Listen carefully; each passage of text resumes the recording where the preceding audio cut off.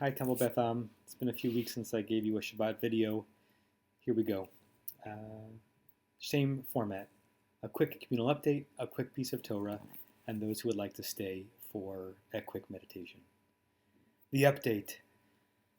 The update is really a sigh on behalf of our city and state and country and society for how long and how restrictive this era continues to be.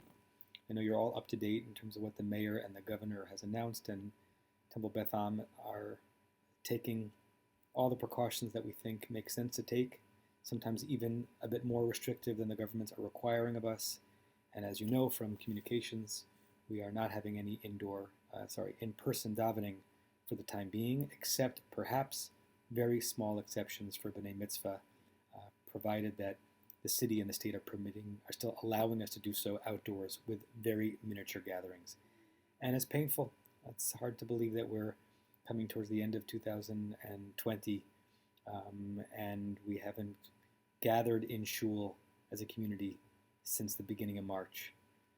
Purim is not that far away. Purim will mark kind of about a year, a Jewish calendar year, since we've been Jewing and Temple Beth Aming from home on Zoom. And that's a crazy milestone to have achieved. But I'm proud that we will have achieved it with an unbelievable array of programming and service options. I'm proud that we will have achieved it with exemplary leadership from the team that I get to work with, professional and lay, and balancing our need to be safe with our need to make the reasonable decisions that allow the community to still exist as a community. And I certainly hope and pray that with the vaccine information gathering steam and momentum, that sometime early into 2021 we'll have an opportunity to gather at least in person on the field to daven, and then hopefully at some point not so long after that inside our sanctuary, our building as well. Speaking of programming, Hanukkah is coming up. It's amazing. It's coming so quickly, and I want again to honor and acknowledge and celebrate Rabbi Rebecca Schatz, who has shown to have an unbelievable ability to bring together programming night after night after night, day after day after day. The Elul program that she ran leading up to Rosh Hashanah was enjoyed and beloved by so many in our community and beyond our community.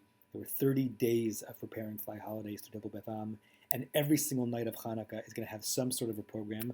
Some of them are for a particular demographic niche, but most of them are for everyone.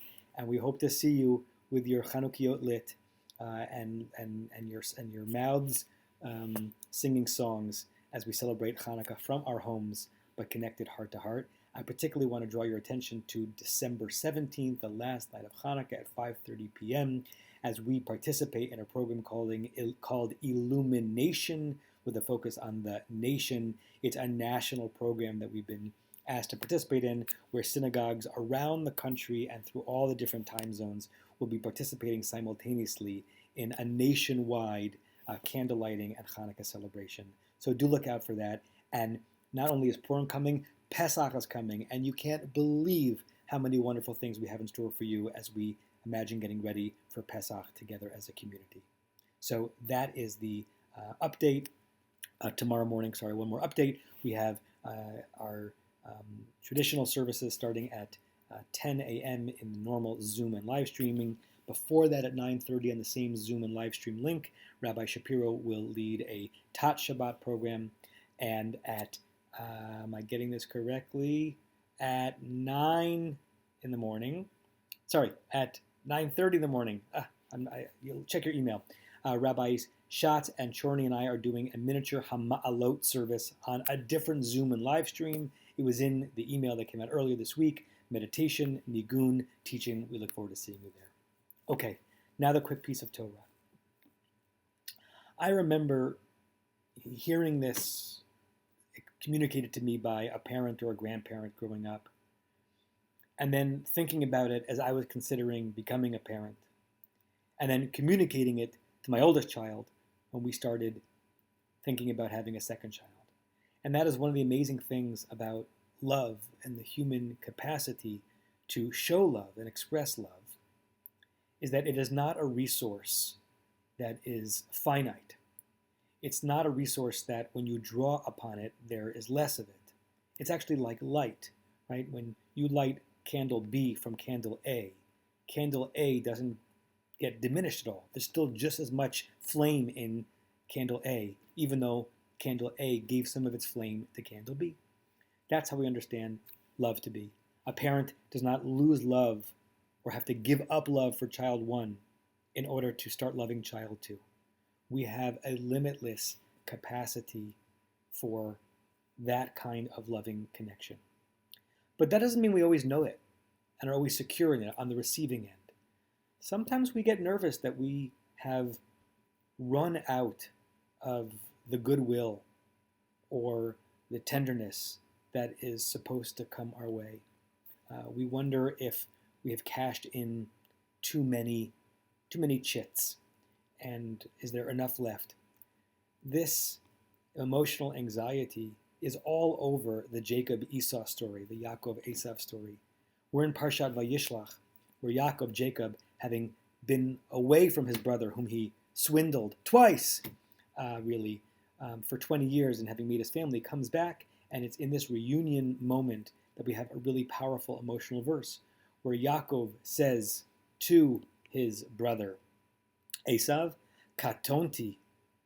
It's a hard word to translate, even though we know that the root is katan, small. It's past tense. I have felt small. I'm unworthy. Katonti mikol chasadim. I am worthy from, or I am unworthy and small because of the chasadim, the acts of great kindness.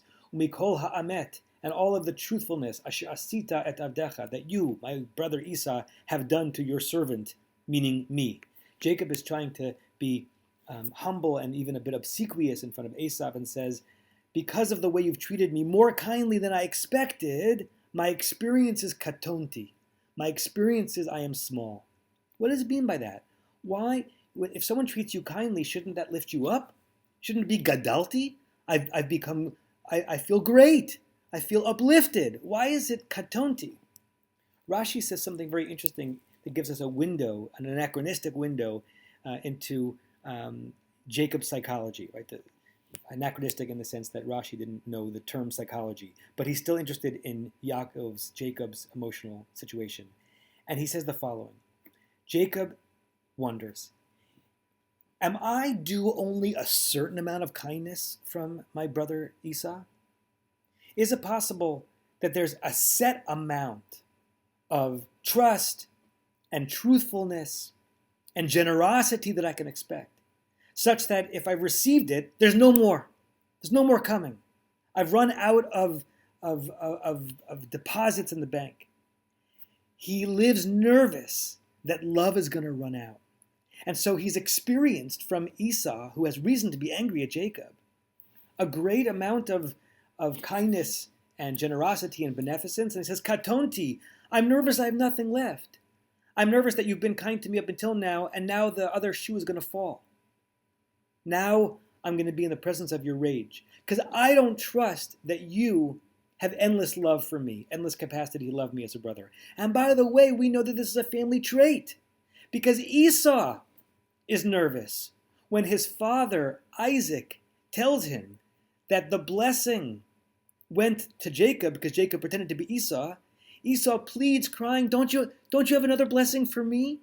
Right? Esau is living in a world where he's wondering, why have you run out of blessings, Abba?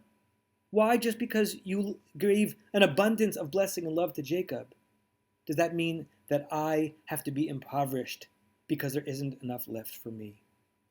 Oh my! Imagine what it means to live in such a family. Imagine what it means to live with that kind of emotional anxiety. That every time you receive a kiss or a hug or an expression of kindness, rather than feeling uplifted, gadalti, I feel so great as a result of it, your emotional reaction is katonti. I am small, I am nothing, because I'm wondering, is there going to be anything left? Is there more love?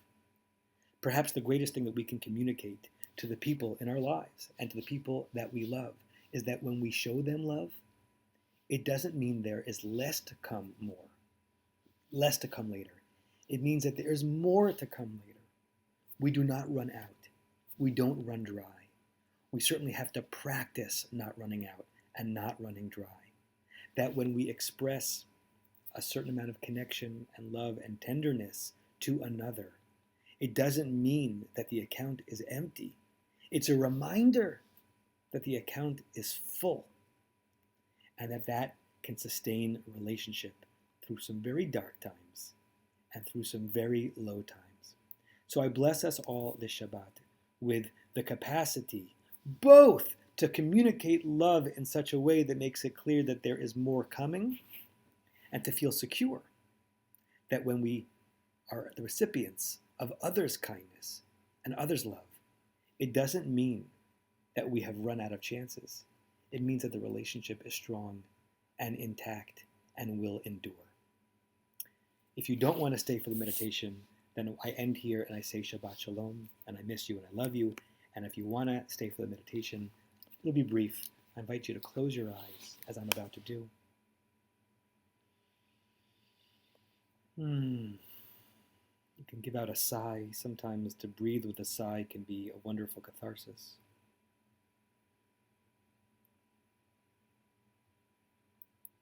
Allow your body to settle into this wonderful feeling, a feeling perhaps of deep and profound rest, or maybe simultaneously a feeling of alertness, maybe even a body tingling with a sense of being alive. As we enter into poised rest, a serenity that is very deeply felt, but is not to be confused with slumber. We are alert, awake, poised, focused, and at rest.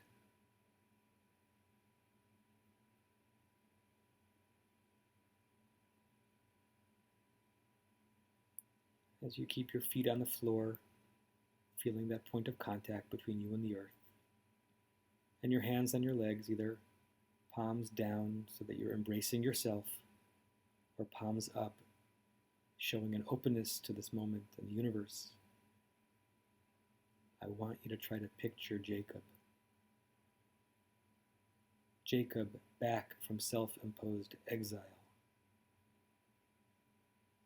Jacob with wives and children in tow. Jacob, a man of wealth and resources,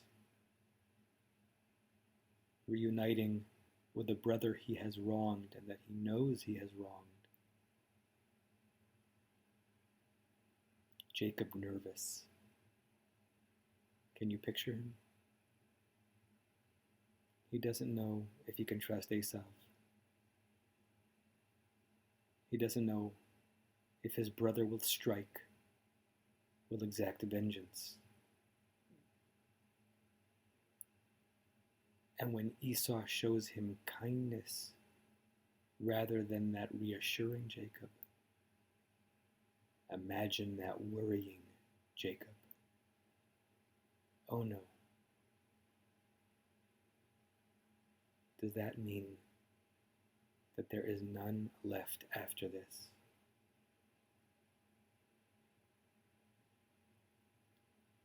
I want you to imagine a time-warping image where you, picture you, drop into the scene, wherever you picture these brothers meeting in the land of Canaan. You drop in. You wend your way through the coterie, the traveling group that goes with Jacob. And you come up next to him.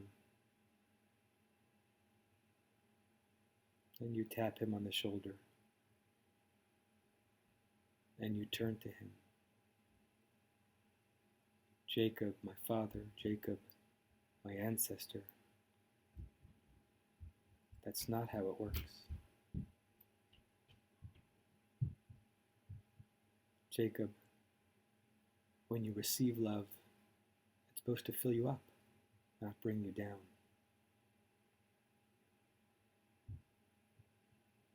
Jacob, you can launch a new era in this family, where siblings are not worried that there's not enough love to go around, but where every act of kindness is a harbinger of the next act of kindness, and that love and beauty and a sense of feeling safe grows and builds and swells.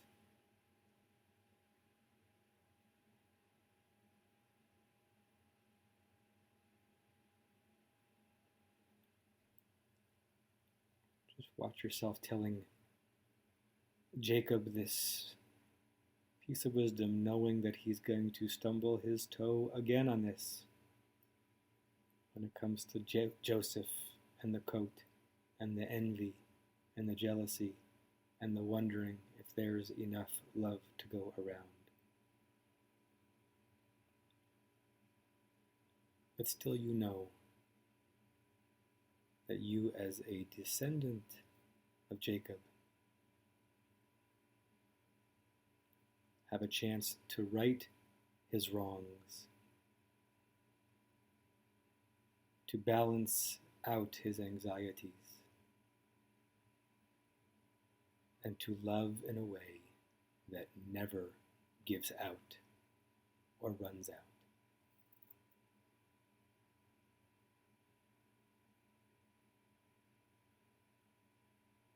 And when you're ready, you can open your eyes. And I say to you, Shabbat Shalom, and I love you.